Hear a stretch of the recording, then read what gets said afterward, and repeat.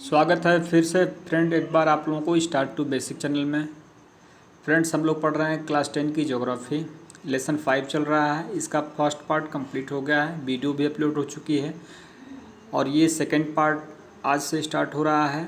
आज का video second part पे होगा। अगर आपने पहला पार्ट नहीं देखा है तो प्लीज़ पहला पार्ट देख लीजिए, तभी आपको ज़्यादा से ज़्यादा समझ इस चैप्टर को समझने में सहायता प्राप्त होगी। तो आइए फ्रेंड्स स्टार्ट करते हैं। फ्रेंड्स कह रहे हैं ज़रा ध्यान से सोचें व बताएं। एक खुली खादान, उत्खनन व सैफ्ट युक्त भूमिगत खादान में क्या अंतर है। अब कह रहा है कि खुली खादान हो और दूसरी क्या हो, तो एक भूमिगत खादान में क्या अंतर है। देखिए नीचे दे रहा है कि भारत अच्छे और विविध प्रकार के खनिज संसाधनों में सौभाग्यशाली है, यद्यपि इनका वितरण असमान है। मोटे तौर पर प्रायद्वीपीय चट्टानों में जैसे क्या पाया जाता है, तो कोयला, धात्विक खनिज, अभ्रक व अन्य अनेक अधात्विक खनिजें अधिकांश भंडार संचित हैं। प्रायद्वीप के पश्चिमी और पूर्वी पार्श्वों पर गुजरात और असम की तलछटी चट्टानों में अधिकांश खनिज तेल निक्षेप पाए जाते हैं। प्रायद्वीपीय शैल क्रम के साथ राजस्थान में अनेक अवलौह खनिज पाए जाते हैं। उत्तरी भारत के विस्तृत जलोढ़ मैदान आर्थिक महत्व के खनिजों से लगभग विहीन हैं। ये भिन्नताएं खनिजों की रचना में अंतर्ग्रस्त भूगर्भिक संरचना प्रक्रियाओं और समय के कारण है। फ्रेंड्स कहने का मतलब है कि कह रहा है कि भूगर्भिक संरचना और समय के अनुसार जगह जगह अलग अलग तरह की चट्टानें पाई जाती हैं। इसमें दे रहा है कि प्रायद्वीपीय पठार में क्या पाया जाता है, तो कोयला, धात्विक खनिज, अभ्रक वगैरह पाया जाता है। वहीं राजस्थान में राजस्थान और गुजरात में अवलौह पाए जाते हैं और उत्तर भारत का जो जलोढ़ मैदान है उसमें खनिजों की कमी पाई जाती है। कह रहा आइए अब हम भारत में कुछ प्रमुख खनिजों का वितरण का अध्ययन करें। सदैव स्मरण रखें कि अयस्क में खनिज का सांद्रण, उत्खनन की सुगमता और बाजार की निकटता किसी संचय की आर्थिक जीवितता को प्रभावित करने में महत्वपूर्ण भूमिका निभाते हैं।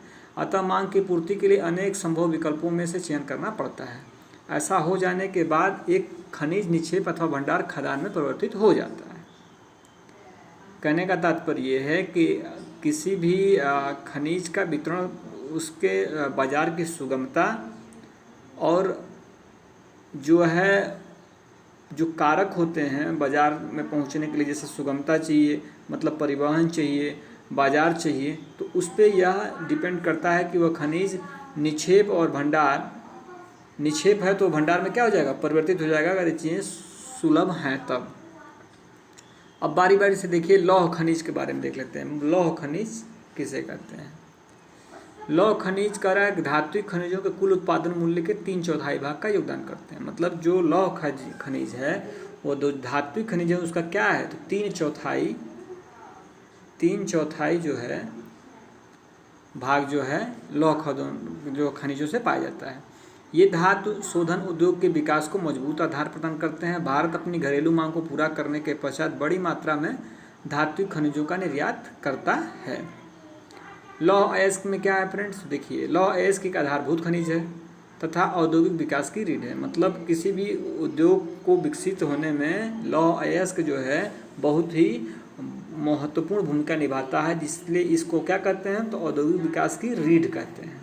ठीक है।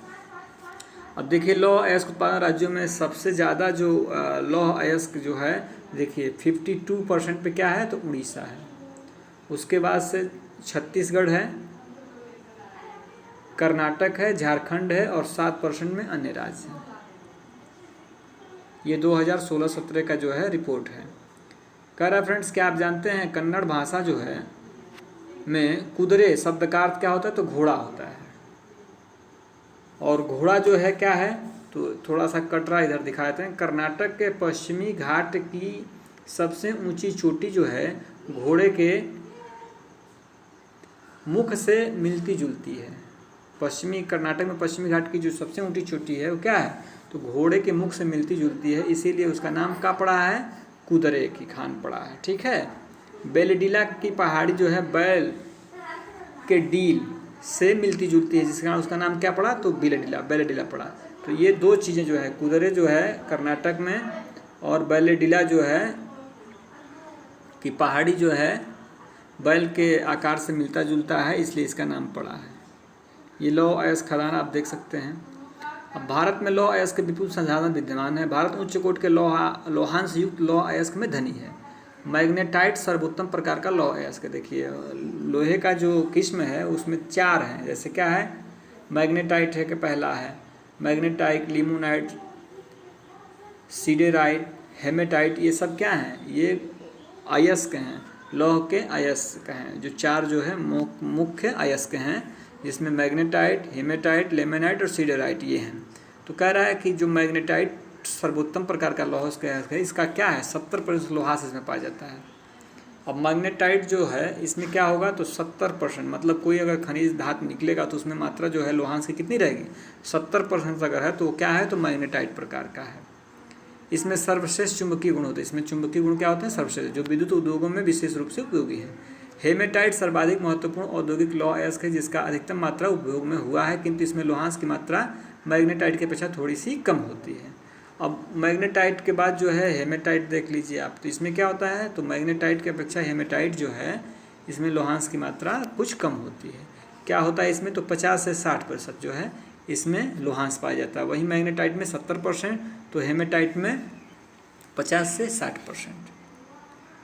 अब भारत में लौह अयस्क पेटियाँ कहाँ कहाँ हैं, तो भारत में लौह अयस्क की पेटी क्या है, तो उड़ीसा झारखंड पेटी है। उड़ीसा में उच्च कोटि का हेमेटाइट किस्म का लौह अयस्क मयूरभंज, देखिए उड़ीसा में मयूरभंज और केंदुझर जिलों के में बादाम पहाड़ खदानों से निकाला जाता है। इसी से सनिध झारखंड के सिंहभूमि जिला है, गुआ तथा नोआमुंडी में हेमेटाइट अयस्क खनन किया जाता है। दूसरा दे रहा है दुर्ग, बस्तर, चंद्रपुर पेटी। यह पेटी महाराष्ट्र व छत्तीसगढ़ राज्यों के अंतर्गत पाई जाती है। छत्तीसगढ़ के बस्तर जिले में क्या है, तो बेलाडीला पहाड़ी है। कहाँ पे, तो छत्तीसगढ़। श्रृंखलाओं में अति उत्तम कोटि का क्या होता है, तो हेमेटाइट किस्म का लोहा पाया जाता है, जिसमें इस गुणवत्ता के लौह के 14 जमाव मिलते हैं। इसमें इस्पात बनाने में आवश्यक सर्वश्रेष्ठ भौतिक गुण विद्यमान हैं। इन खाद्यान्नों का लौह अयस्क विशाखापट्टनम पत्तन से जापान तथा दक्षिण कोरिया को निर्यात किया जाता है। अब ये जो है, जो बस्तर जिले में पाया जाता है हेमेटाइट किस्म का जो लोहा अयस्क है, ये हम जो है निर्यात भी करते हैं। कहाँ से, तो विशाखापट्टनम पत्तन से जापान और दक्षिणी कोरिया को क्या करते हैं, तो निर्यात करते हैं। तीसरा खान आप देख सकते हैं, तो बल्लरी, चित्रदुर्ग और चिक्कमंगलुरु तुमकुरू पेटी जो है ये कहाँ पे है, तो कर्नाटक की इस पेटी में लौह अयस्क की बृहत राशि संचित है। कर्नाटक में पश्चिमी घाट में अवस्थित कुद्रेमुख की खाने 100% क्या है, निर्यात इकाई है। मतलब यहाँ जो कर्नाटक के पश्चिमी घाट पर जो कुद्रेमुख खान है, यहाँ से जो भी हम लौह अयस्क निकालते हैं इसका 100% मतलब 100% क्या होता है, निर्यात करते हैं। कुद्रेमुख निक्षेप संसार के सबसे बड़े निक्षेपों में से एक माने जाते हैं। लौह अयस्क कदर्म जो है रूप में पाइपलाइन द्वारा मंगलुरु के निकट एक पत्तन पर भेजा जाता है। उसके बाद से आता है महाराष्ट्र गोवा पेटी। यह पेटी गोवा तथा महाराष्ट्र राज्य के रत्नागिरी जिले में स्थित है। यद्यपि यहाँ का लोहा उत्तम प्रकार का नहीं है, तथापि इसका दक्षता से दोहन किया जाता है।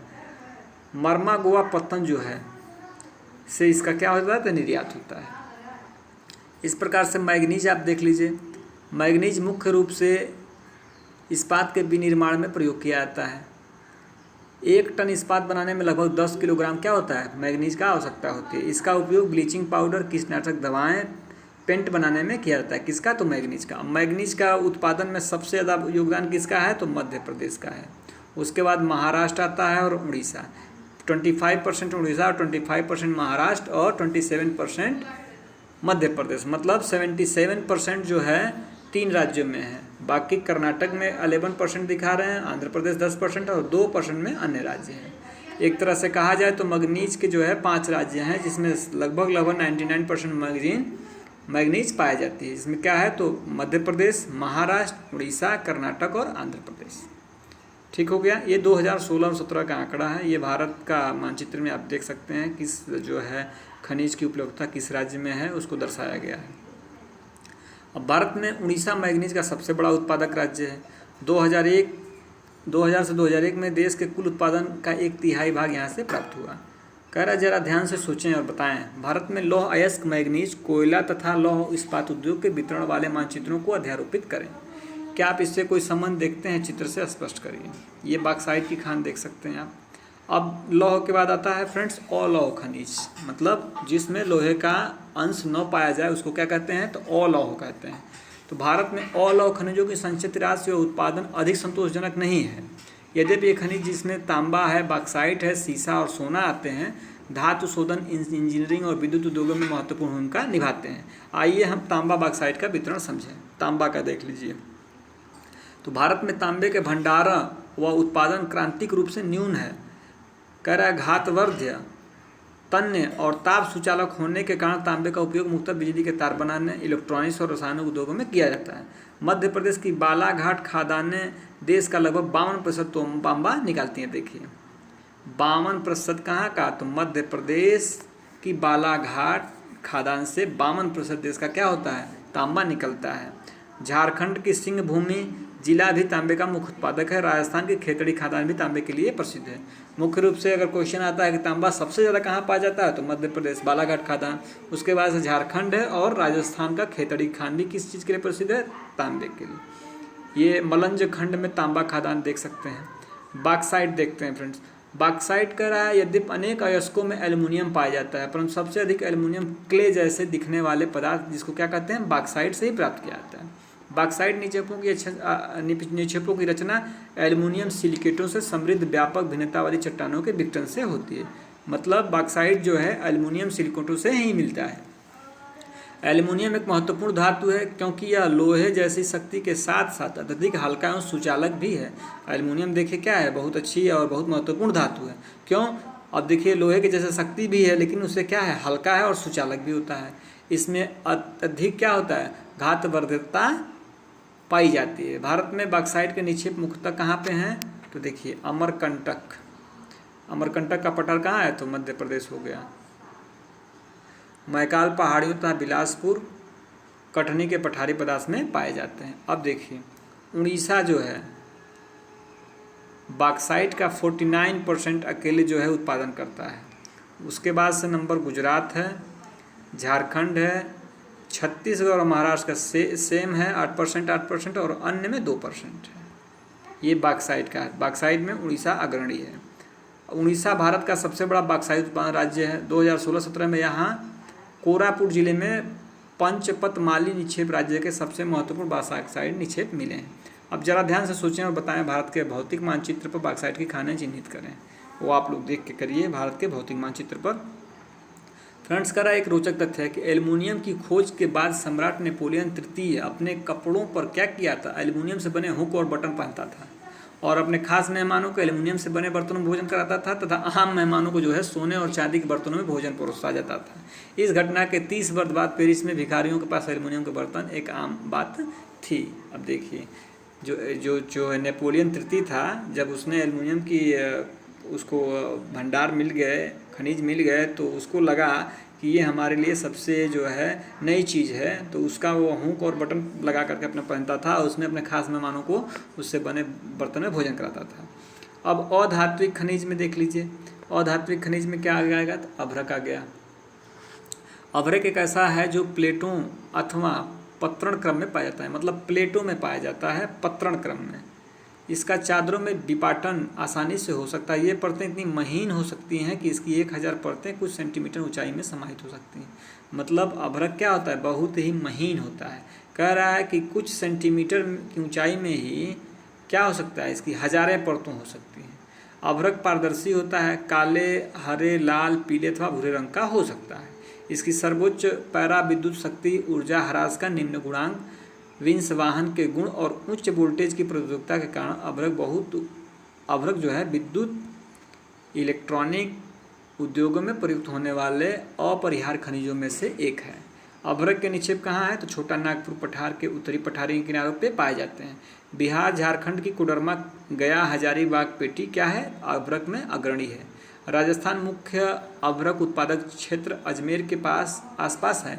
आंध्र प्रदेश की नेल्लोर अभ्रक पेटी भी देश की महत्वपूर्ण उत्पादक पेटी है। चट्टानी खनिज में चूना पत्थर देख लीजिए। चूना पत्थर कैल्शियम या कैल्शियम कार्बोनेट तथा मैग्नीशियम कार्बोनेट से बनी चट्टानों में पाया जाता है। यह अधिकांशतः अवसादी चट्टानों में पाया जाता है। चूना पत्थर सीमेंट उद्योग का क्या है, एक आधारभूत कच्चा माल है और लौह प्रगलन की भट्टियों के लिए अनिवार्य है। जरा ध्यान से सोचें और बताएं, मानचित्र का अध्ययन करिए और बताएं कि छोटा नागपुर क्षेत्र खनिज भंडारों का क्यों है। अब यहाँ देखिए, ये आप चूना पत्थर जो है राज्यों का प्रतिशत देख लीजिए। तो सबसे ज़्यादा चूना पत्थर कहाँ पाया जा रहा है फ्रेंड्स? तो राजस्थान है, उसके बाद मध्य प्रदेश, आंध्र प्रदेश, छत्तीसगढ़, कर्नाटक, गुजरात, तमिलनाडु और तेलंगाना सेम है। और अन्य में क्या है? 13% है। खनन को घातक उद्योग बनने से रोकने के लिए दृढ़ सुरक्षा विनियम और पर्यावरण कानूनों का क्रियान्वयन अनिवार्य है। खनन के जोखिम खतरे। क्या आपने कभी खनिकों द्वारा अपने जीवन को सुविधाजनक बनाने के लिए प्रयासों के बारे में सोचा है?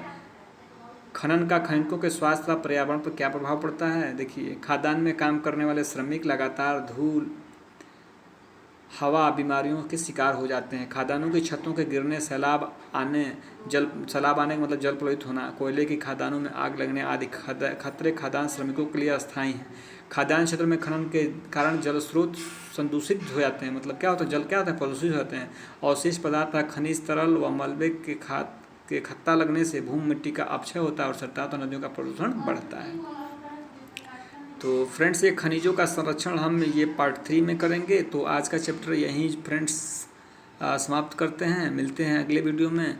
तब तक आप लोग अपना बहुत ख्याल रखिए। नमस्कार, धन्यवाद।